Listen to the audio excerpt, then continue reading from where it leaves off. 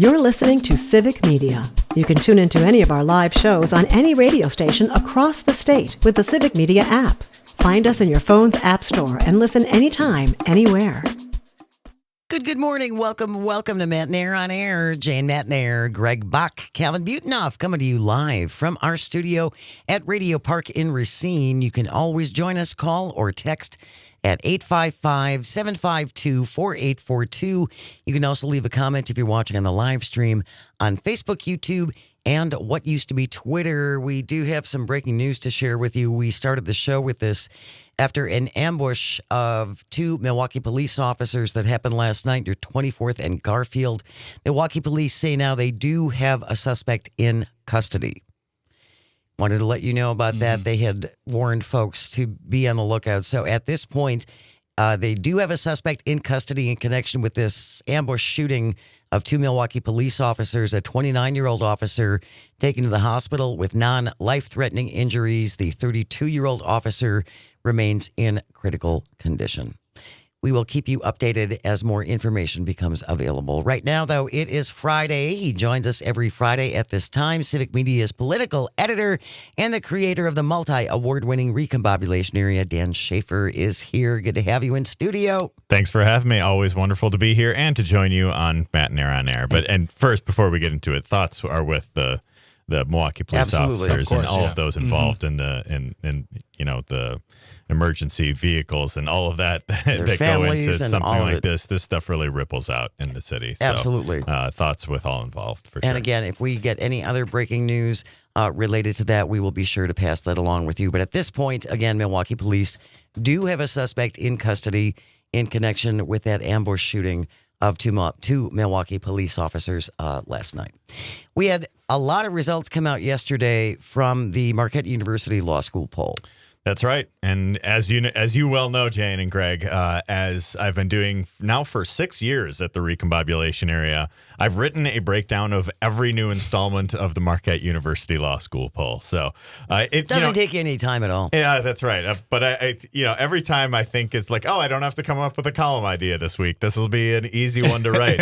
But then I end up spending a lot of time crunching the numbers and digging into it and trying to find some interesting takeaways from it. So that's what I have published yesterday at the Recombobulation Area, my 5 takeaways from the latest poll here.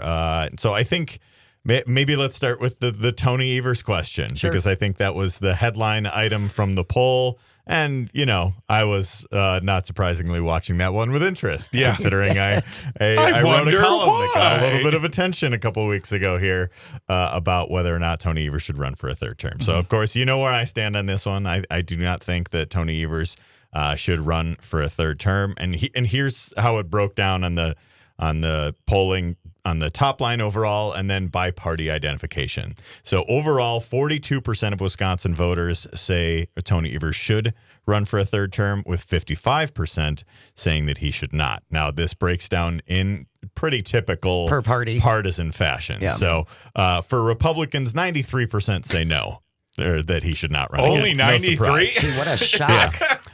And then for independents, I thought this was probably the most interesting one of the takeaways here. 37% say yes, and 50% say no. So a double-digit, net negative for whether independents say that Tony Evers should run for a third term. And then among Democrats, it is, again, kind of like what you might expect, the inverse of the Republican side, although a few more no's. So 83% of Democrats say that Tony Evers should run for a third term, with 15% saying no. So overall, that's how you get to that 42% yes, 55% no overall breakdown. But I do find it interesting that, at least among independents and Democrats, Tony Evers is well liked. Mm-hmm. He is. He is well liked, and if you look at the favorability numbers and the approval ratings in the poll, they haven't gone up considerably over the last few years or anything, but they've been very, very steady. Usually a slight net positive for Evers. I think that's where he was in the approval rating. His favorability was a slight net negative. But that's another thing that we see in the poll, and that I highlighted here as well, is that if they poll all of these politicians and political parties and movements for their favorability number. So it's just the question is, do you have a favorable or unfavorable view of this person or party or whatever? Tony Evers has the best mark of anyone there, but it is a negative. It is a net -2. Wow. So -3 for Tammy Baldwin, -4 for Ron Johnson, -6 for J.D. Vance, -8 for Donald Trump, -8 for the Republican Party, -10 for the MAGA movement, -16 for the Black Lives Matter movement, -19 for Elon Musk, and -25 for the Democratic Party. Whoa. So that is how things break down. So Tony Evers, one of the things that he always talks about, Tony Evers is the most well-liked politician in Wisconsin. Well, he's well-liked because nobody really likes anyone. Because we don't like anything. Yeah, we don't like it. But I think this is partially just like what you come to expect in a 50-50 state. Like if you get anybody from within your own party in this very evenly divided state that, you lose 2% of support within your own party, well, then you're going to have like a net negative or whatever. And I think that part of that is just the nature of things in a state like Wisconsin that is so deeply polarized and so evenly divided in so many ways. But I think it also just kind of shows to where our politics are right now, because nobody really seems to have a particularly positive view of anyone. No, I mean, the Democrats are really frustrated. The Republicans are, I don't know how they feel. Maybe overconfident at this point. But the thing that's interesting to me is the Democratic support of Tony Evers saying to run, and then the independents who say you should run. Because if I'm Tony Evers, that's what I'm looking at. Is the independent I'm numbers? looking at, all right, I'm going to have, because of everything that happened last year with regard to Joe Biden and just kind of anointing Kamala Harris, and there being real outcry from Democrats saying, look, you didn't give us a process. You told us what we were doing. You anointed her. Exactly. And they didn't like that. There was blowback on that. It was something we heard about the day after the election, was this sort of handing the torch with no input from the people. If Tony Evers runs again, will Democrats just kind of stand back and say, all right, he's the guy? Will there be Democrats in that list that you talked about weeks ago who will stand and say, no, I'm going to primary this because I want to run for governor because we need a new person in there? All that being done, if Tony's the guy, does he still retain as a lot of that Democratic support? And can he push enough independents his way to get him a third term? Yeah. And I think these numbers, I don't think are far from definitive in any direction. Yeah. They don't clearly say that, well, obviously Evers, his time has run out. He can't run again. Sure. They also don't say that he's a lock to get reelected. That, most popular politician. It's not like Tommy Thompson numbers or like some of the other times that we've seen, like especially popular politicians in Wisconsin. It's not like that. That's why I think it's a genuine question and why we need to be having this conversation. Yes. But also I looked up some other numbers here relating to this as well. I mean, this is generally how things go. Like Democrats like Democratic politicians. Republicans like Republican politicians. So shocked. This is not news to any of you here, right? But if you go back to June 2024, that poll conducted just before that debate 1 year ago today, the worst debate performance in the history of debate performances from former President Joe Biden, 83% of Democrats had a favorable view at the time of then President Joe Biden. Just over a month later, more than 90% of Democrats agreed with Biden's decision to withdraw from the race. Wow. Yeah. So things can change pretty quickly, and I think we overestimate underestimate how public opinion can shift with a new candidate on a dime. On a dime. Well, I think it's also the many of the people. I mean, we talked to some of them here. We listened to people on the air, both in civic media and beyond, saying how wonderful Joe Biden was, and the week after, it was a brave move. We're behind Kamala Harris. I think it's not so much that people. I don't know if they agreed. They agreed, but they also were probably really afraid to say it before it happened. Yeah. They're not going to be the ones to come out and say, yeah, Joe Biden needs to step down because this is a problem. They are towing party lines, and the moment he steps down, they're like, yeah, that's kind of what I thought too. Okay, all right, cool. Kamala Harris is the lady. Let's do this. And right. It was I don't know. This is interesting. Like, yeah, I mean, how many Marquette polls are going to be released between now and just next year. Right. Lot, so There'll be a few. And then Charles Franklin, the poll director, gave me some additional numbers. I had a question about this. So I was like, well, is there a division by age within Democratic voters? Or older or younger Democratic voters have different views on whether Evers should run again? And there is a little bit of a divide there with the youngest age group that they poll, the 18 to 29-year-old voters, basically the Gen Z vote right now. So while 83% of Democrats across the board say that Evers should run again, in that 18 to 29 range, only 68% say that Evers should run for a third term. So I do think that, as Democrats, we've had all these conversations about how Democrats can better reach younger voters. My thesis on this is run younger candidates. So I do think there is an aspect of this too, where it's just like there is going to be this generational divide. And I think Democrats are really playing with fire and losing some of those younger voters that have been really key to their coalition for a long time. 855-752-4842. If you would like to join the conversation, Dan Schaefer is here, Civic Media's political editor and creator of the Recombobulation Area. Jean from Eau Claire is on the line. Good morning, Jean. Thanks for joining us. Well, good morning, guys. I totally disagree with even questioning Evers, because people on our side of the state see a lot of him. We see more of him than any governor ever.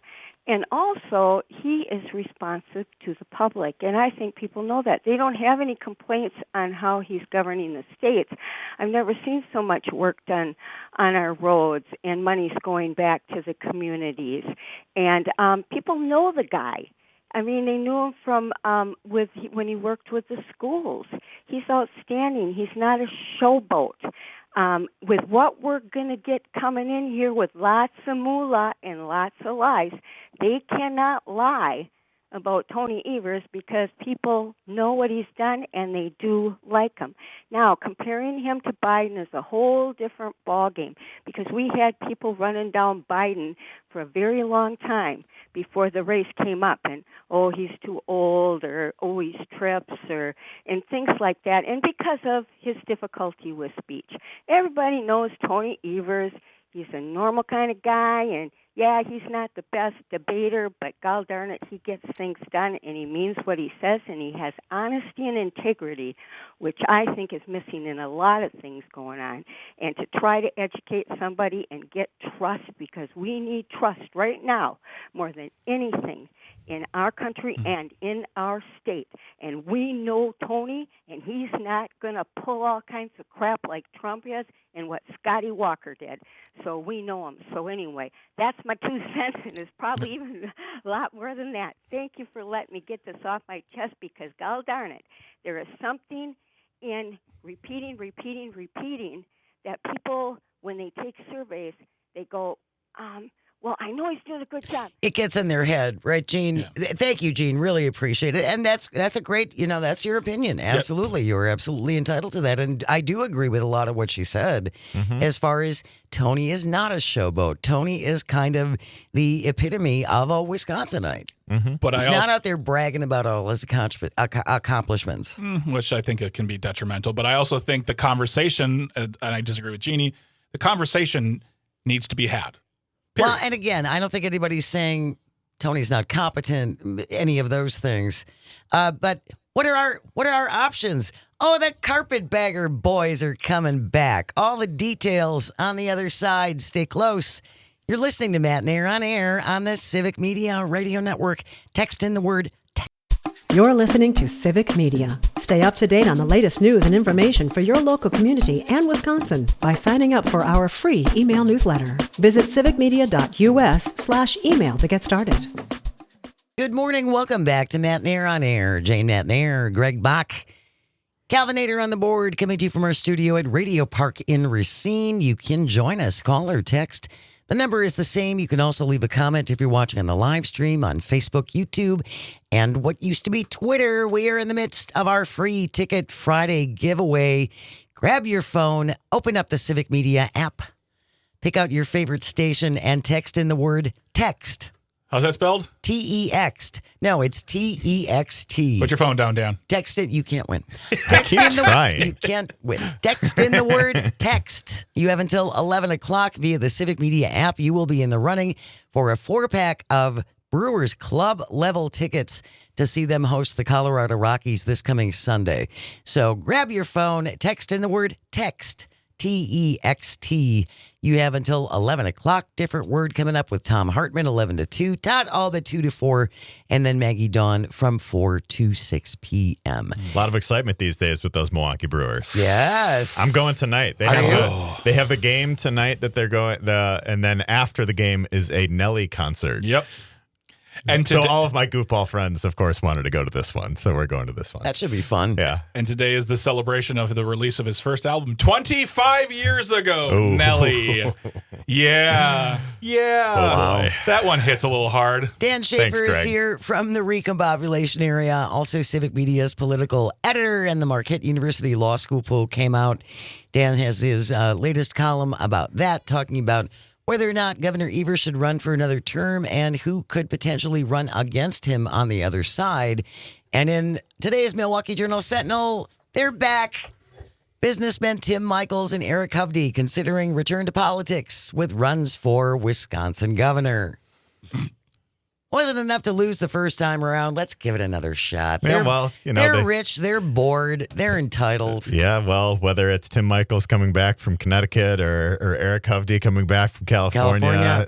They've, I guess they're going to give this another try, I guess. I don't know. Yeah, but that's the headline today from the Milwaukee Journal-Sentinel. As there's been these headlines this week about Tony Evers in 2026 and the stuff from the Marquette poll. Marquette poll did not poll any potential challengers. Josh Schoeman is the only guy who has declared, and I think the fact that we are seeing headlines about Tim Michels and Eric Hovde should tell you all you need to know about Josh Schoeman, about where his candidacy is going. Tom Tiffany's also been mentioned, kind of on the side. Tom Tiffany has also been mentioned, yes, but he is also, I'm not sure if he would be the best statewide candidate for Republicans to run. He has not been a very prolific fundraiser in his career. Like he's won a couple of elections, obviously, and in a very red district, but he's not been a very good fundraiser. And I don't know what kind of crossover appeal he would really have. I think that would lead to like a blue Ozaukee County if Tom Tiffany were to run. But I think that's a really important thing that you mentioned. That's a critically important piece of who runs, is how much money they can raise. Yeah. Yes. Not qualifications, not qualities for both sides, all sides. Right. It's about how much cash can you bring in to make this worthwhile. Well, and don't you think that's why? Well, if you can self-fund a little bit, that's a big help right there. There you go. I think that's why Hovde and Michels are being mentioned as back in the mix here, because they can self-fund, right? They can make these runs. So I think that's been such a huge factor for Republicans in these races. They do not have a good bench right now. And it's just like this. Doesn't this go to show that the bench is pretty thin right now? Well, and that's my first thought is, like, one, we've seen since 2020 2024, the Wisconsin Republicans calling for Brian Schimming to step down because he just has not done the work that they. But the problem with that is that I don't feel like they've ever properly defined what his work should be, honestly. Brian Schimming's, yeah, because I know he's supposed to fundraise, he's supposed to get candidates elected, but he's running this real narrow wire of trying to update the Republican Party, and he did with early voting. He really got that going, but he's got these candidates who aren't very good. And to me, if I'm a Wisconsin Republican, I'm going to say, these two guys, there's nobody else who lives in the state that we can find and we can fund and we can get behind. You're going to bring back the clown boys from the coasts? Seriously, this is so. I feel like if one of these two guys ends up being the nominee for the party, and if they lose, Brian Schimming is out. Because this will be because he's already on thin ice with them. Right. And I think that if he does not come through for the state, he's gone. And if I'm a regular Republican here, I'm not happy about this. Republican Party of Wisconsin Chairman Brian Schimming casting doubt on the likelihood of a Tim Michels run, while saying he could see Hovde joining the race because, of course, has Hovde even conceded yet that he lost to Tammy Baldwin, or is he still he did dragging eventually that out? have some sort of thing. Okay, that, good. Yeah, but, He put out a video. That's good. couched in all sorts of nonsense about, Milwaukee and vote counts. Oh, and yeah. blah, blah, blah. so he Ballot went to- drops and Oh, shit. he did a Daniel Kelly. He's got Yeah. real mad this Yeah, concession. yeah. Gotcha. Good. Yeah. Good to know. Pretty much. Yeah. What is with Republicans having to rerun all of these retread candidates over and over again? We ran this piece at the recombobulation area after Brad Schimmel lost from a contributor, Josh Clemens, who's a digital guy who works in a bunch of campaign stuff. And he was saying this is also a product of gerrymandering in the Republican side because they have gerrymandered themselves into these safe seats, and they don't actually have to compete for the votes. And so that when you have an opportunity to build that bench, to have people in competitive races, to take the next step up, to run for statewide office, who from the legislature would make sense to run for a statewide office? It's obviously not going to be like Robin Voss or Devin LeMahieu. Like, who are the potential people? Like we talk about on the Democratic side, we've got a pretty strong bench for Democrats that they have built out over the last few years. You look at the Republican side, the legislative leadership and elsewhere. Where is it? Oh, please, Robin, run for governor. Please. News is coming up next. When we return, we'll lighten it up with a little audio sorbet. You're listening to Matt Nair on Air. This is the Civic Media Civic Media Radio Network. Words are hard. Text. Stay with us on the Civic Media Radio Network. We will be right back. Good morning. Welcome back to Matt Nair on Air. Jane Matt Nair, Greg Bach, Dr. Slide on the board, coming to you live from our studio at Radio Park in Racine. Join us, call or text, or leave a comment on the live stream on Facebook, YouTube, and what used to be Twitter. We are in the midst of our Text to Win Free Ticket Friday contest. You have until 11 o'clock to grab your Civic Media app, open it up, pick your favorite station, and text in the word text. T-E-X-T. Text in the word text until 11 o'clock, and you are in the running for a 4-pack of Milwaukee Brewers Club level tickets for this Sunday. The game is this Sunday as the Brewers host the Rockies. Text in the word text. T-E-X-T. Tom Hartman will have a different word for you between 11 and 2. Todd, all that 2 to 4, and then Maggie Dawn from 4 to 6 p.m. Free Ticket Fridays underway. Text in the word text right now. I feel like they were at the last of like their word. They're keywords. Running out of creative words. The word is, but no, it's not. I'm not going to, because some people are going to be like, he said the word. Don't get that. The word is text. T-E-X-T. Text it in, and good luck. Dan Schaefer is here from the recombobulation area, also Civic Media's political editor, and this is the time of the show that we call Audio Sorbet, where we take a little breath, get away from the news and all this serious things, and just so we can have a couple laughs and not think about what's going on in the world. We get in there and we clean your ears with fun. 15 minutes of just collective sighs. So there's a big wedding going on in Venice. Is there? There is. Yeah. What is it? A rich guy is marrying a rich lady. Really, the 4th richest person in the world is getting married this weekend. Oh, well, good for them. Yeah. That's going to be our Tisbat, by the way. We have Tisbat coming up to wrap up the show. This shouldn't be a thing. So we're going to do kind of a half hour of wedding-related things. Okay. This was a hot discussion off the air between Greg and Calvin. Mm-hmm. Weddings, day versus night. Day weddings, where everything happens during the day. Including the reception, Including everything. the reception. It's all knocked out. Yes. So you start maybe at noon, and you have the wedding, and then you have the dinner, and everything is done by 7 o'clock, and you go home. Mm-hmm. Or the typical setup, which we have in Wisconsin, which is you get married during the day, and then you go to the reception about 6 o'clock. And or then you spend a couple hours at the bar in between the wedding and the reception. Always works out so well. Yeah, always, yeah. Spending 5 hours at the bar before you go to the reception. But day versus night weddings, do we have strong feelings about this? 855-752-4842. Greg and Calvin, duke it out. They're the ones who are just really taking hard positions on this. Day weddings are the best. I win. When we come back, we'll be talking about. So the crux of this story was that in 2023, Oh, remember those days? Okay, 2023, I went to Texas for a wedding. It's a very close family. She's like a sister to me. And the wedding was at 11 o'clock. Okay. I remember this because at noon, it was when there was the big eclipse.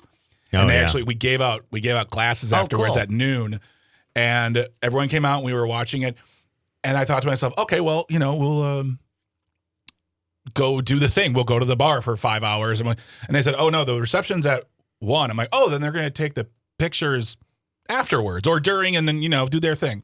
No, it was wedding at 11, done at noon, reception at 1, done by 5. I was back in my hotel room with a pizza by 5:30. It was still daylight out. I was so happy. And I said to my wife, we messed up.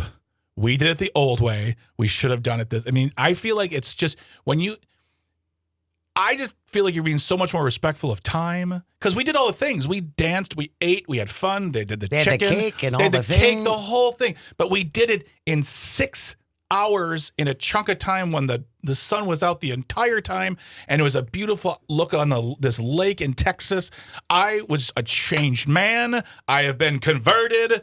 The spirit of day wedding is in my soul. Only day weddings from now on. So the spirit of day wedding is in my soul. What a sentence. There it is. And I think day weddings always, day weddings forever. Calvin, you're up. Day versus night weddings, 855-752-4842 on the night wedding side. Here's Calvin. Well, I don't have as fleshed out of opinion as that. It's purely a vibes thing. The vibes are better when the sun goes down. You're more comfortable to let loose. Things get a little more exciting when the sun's down. It's purely vibes and aesthetic. I just think it looks nicer and is more fun. It's more fun. Day weddings. The vibe was amazing. The sun was going down on a lake in Texas. It was fantastic. What was your wedding, Dan Shaver? Our wedding was at the Schlitz Audubon Nature Center. Wonderful place to have a wedding. We did it all in one, reception and wedding in the same place, I think is really the key. To not have the multiple locations to drag people around to. But it was like a late afternoon, early evening kind of wedding. And it was terrific. And I you know what, Greg, you've made your case and I've heard you out and you're a good professional radio talker and you've made your case. I'm going with Calvin on this one. The night wedding is the way to go. I knew you were just going to lift me up to throw me back down on the ground right there. We did the same thing. So my wife and I actually, fun fact, we had 2 weddings. We had a small wedding, and then about 6 months later, we had a huge one. And we did the same thing with the Pritzloff building in Milwaukee. Another good place for a wedding. Yep. Yeah, I've been to weddings there. So big, so we had the ceremony on one side, and then all the reception was on the other side, and then they cleaned out that area completely. And then where we had the wedding ceremony, it was the dance floor then. Right. So it was all in one space. And we did pictures beforehand. We didn't do the pictures afterwards. Because honestly, like, do your thing, whatever you want. It's your life. Day weddings forever. But that thing of, we got married at noon, the wedding's done at 1. We'll see y'all at 6. It's like, I don't want to get out of these clothes, and I don't want to go to a bar and get loaded. It's not long enough to go home. Yeah, exactly. And get comfy and get something done. It's basically, now I got to go home and I'm all dressed up and I got to hang around for 3.5 hours before I go back. Yeah, exactly. So I just really appreciate it because it was very beautiful and very, very fun. And I think more people should do it. Weddings. We are talking all about weddings, day weddings versus night weddings at 855-752-4842. Jesse from Oak Creek texting in the word text. Thank you. Keep up the great work of letting people know what's happening in politics in the U.S. and in Wisconsin. Oh, thanks for that, Jesse. I do have Jesse, I'm just going to say this. I don't think your vote was counted. Because I don't think you did it through the app. Because when it comes through on the app, there's a little symbol if you look right above that. So I think if you don't have the app, Jesse, you have to text through the app and just that word. But we appreciate the nice comments. Yeah, very much. Thank you very much. Andrew from Maine, day weddings on Sunday through Thursday for those of us that have to work without travel. Weddings should be wrapped up and done by 2 p.m. Boom. There it is. Thank you. Over. Thank you, Andrew from Maine. Thank you. 855-752-4842. Day weddings versus night weddings, or just all weddings. Good. Troy from Mount Horeb is on the line. Good morning, Troy. Thanks for joining us. Good morning. We had a night wedding, but we did it the same at the same venue. Yep. Mhm. So it was a funeral home, but it was a old restaurant that was turned into a funeral home, and so we had the wedding where the funeral normally is, Sure. and then the reception in the restaurant area. And the restaurant area had a deck, so it was really pretty. And we had the heaters going. It was October. So, yeah, the whole thing all at one setting and right after each other. One Mhm. shot, So that was boom, you're done. yeah, and got her done. Got Yep. her done. I There it love is. it, Troy. And I love that it was an old funeral home. That's perfect. I feel like I'm sitting here going, really? And you're like, yep. Yes, Because you grew up absolutely. in a. There's the chapels are perfect for that. If True. you, I mean, we could have had weddings on the first floor of my family home because we lived upstairs. Yeah. So yeah, the chapels are perfect for that. Did you and your husband have a night wedding? Was it what it would be considered a traditional wedding layout? No, because we did it all in one shot too, Yeah. like Troy did and like Dan did, and I want to say the ceremony was about 4:30, 5 o'clock. Yeah. It took all Probably of about 10 what our- minutes. Yeah. And then we had it at the Charles Alice Museum Beautiful. in Milwaukee, which was Oh, fantastic. beautiful. Yeah. They have a great patio there. So after the ceremony, we all went outside on the patio as they knocked everything down and set it up for dinner, and then we just went back in. So I would say within 4.5 hours, 5 hours, it was done. Yeah. Yeah. And again, I grew up with the church wedding is at 11 Mhm. Yeah. and takes an hour, Yep. and then all the pictures of the bridal party and all of that stuff. Mm-hmm. And then everyone goes bar hopping for 4.5 hours and then reconvenes at the reception. That's what I grew up with. Yeah. Too many It's brandy old fashions before you Too get to the much. reception. It's too much. Yeah. I've gone to weddings where the groom was so annihilated. I felt badly for the bride. Oh, yeah. I went to a wedding once, and it was a huge wedding, a gigantic wedding. And the bride and her family had told the groom and his groomsmen, if you go to a bar, because what they did was they took pictures separately, and then they came together and took pictures. But they said, if you go to a bar and you guys get wasted, like there would be serious consequences. What are they going to do? I don't know, but here's what Annul happened. the wedding. Publicly shame them? Well, here's what happened. The bridal party went to a bar and got wasted instead. Like the bride came in tanked, Oh, man. and lo and behold, I'm like, why are my aunt and uncle here? My cousin was standing up in the wedding, and they were just wasted beyond belief. And there's the groom's party, like. Yeah, we're all drinking, good. We're drinking water. Yeah, yeah. Because you said there would be consequences. Yeah. Here with my Wisconsin, kitty baby. cocktail. Trying to, yeah.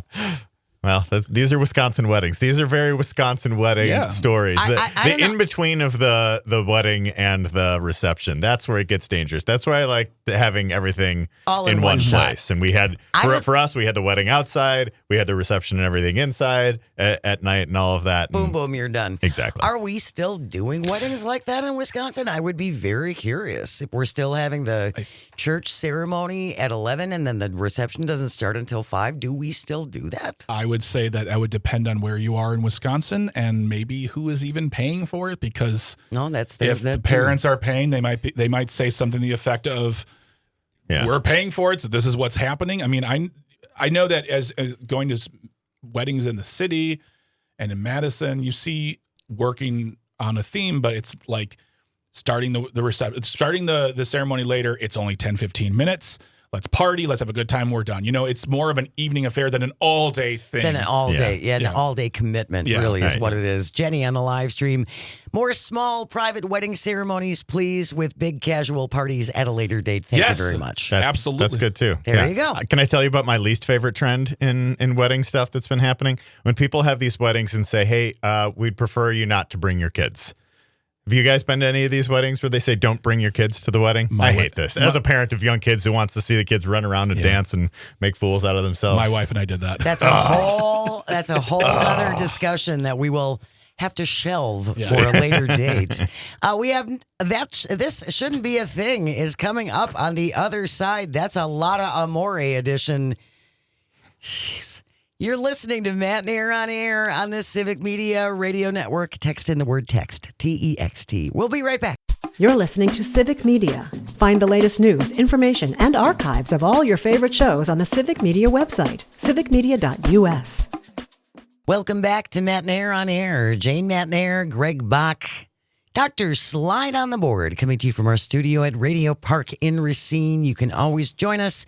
Call or text or leave a comment on the live stream on Facebook, YouTube, and what used to be Twitter. And you got about 7 minutes left to text in the word text, TEXT, via the Civic Media app. You got to use the app. It's Free Ticket Friday, so you will be in the running once you text in the word text for a 4-pack of Milwaukee Brewers Club level tickets for this Sunday's game when the Brewers host the Colorado Rockies. So text in the word text, TEXT, right now. Tom Hartman will have a different word for you from 11 to 2. Todd Alba from 2 to 4. And then Maggie Dawn from 4 to 6. Free Ticket Fridays across the network on Civic Media. Coming up on Monday, Charlie Pittman is back. She is Civic Media's news director, and she's got a regular hit now with us now on Monday mornings. Yes. Lots of things happen over the weekend. Oh, yeah. Lots of things break like late Friday afternoon. It's called a news dump. How many times, Jane, have we gotten off the air and literally within 1 to 2 minutes, Something news breaks. just comes out? We're like, oh, well, that would have been nice 10 minutes ago. Yeah, but Charlie's going to be here coming up on Monday at 9:35 to do a recap of things that have happened over the weekend because there's always a lot going on. And then there's a group that a listener gave a heads up us about on Jane Says. We Got This Garden is a community garden project in Milwaukee, and it's about getting our youth involved in growing things and harvesting things. Absolutely. And so we're going to talk about We Got This Garden in hour number 2 coming up on Monday. I hope you can join us. Right now, though, 10:54, Calvin, that means it's time for This shouldn't be a thing.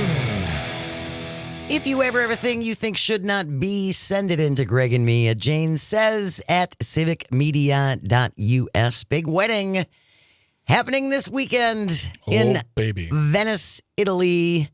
The sky is no limits for billionaire Jeff Bezos and fiancée Lauren Sanchez. They have a 3-day wedding going on in Venice right now. The wedding, which actually, they've only invited 200 people, which I thought it was going to be much more than that. Yeah. That's actually not insane. That seems like a small amount of people for...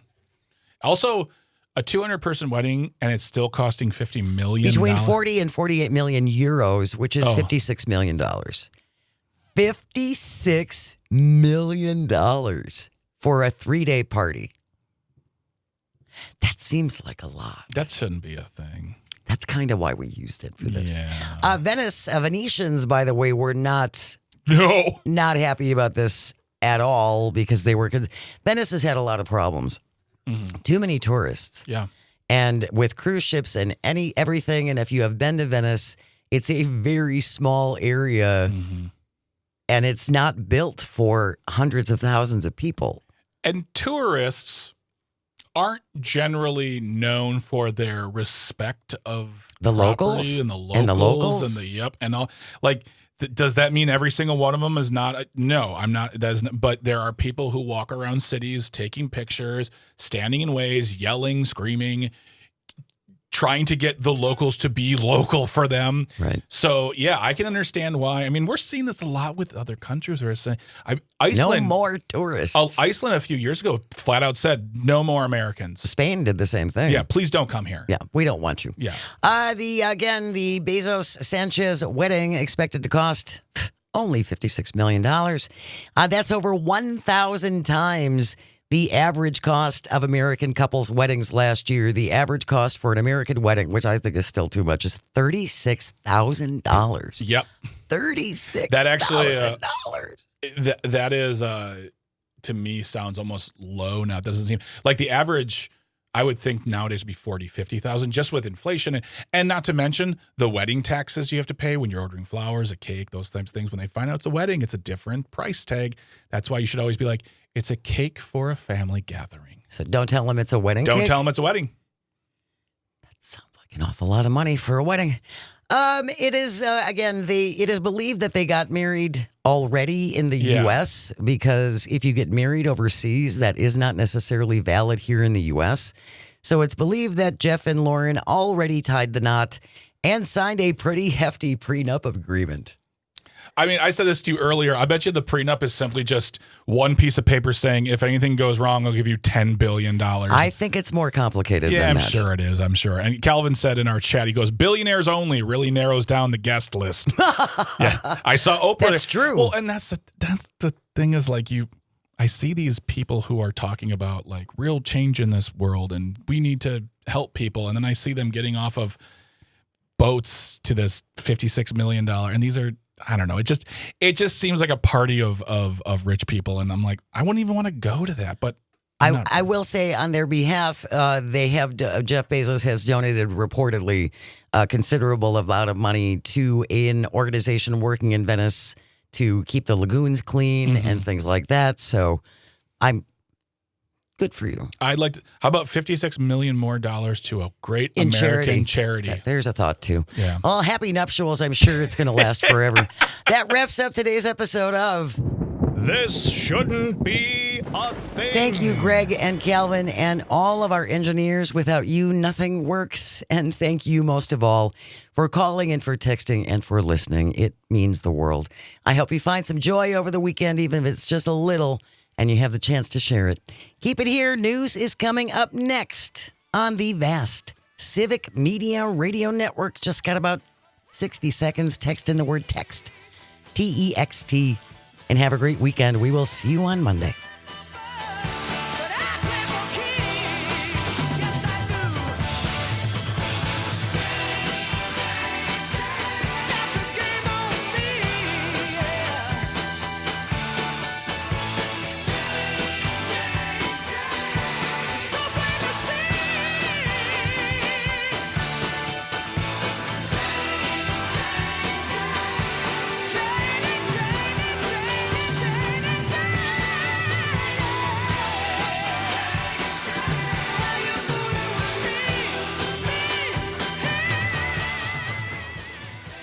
The national news cycle never stops, but it can be hard to find news about your local community. Civic Media is dedicated to providing quality local and state news coverage across Wisconsin. With the Civic Media app, you can get notifications about local stories that matter to you and your community. Find the free Civic Media app in your phone's app store and choose notifications from the menu to tell us what kind of news you want to hear about.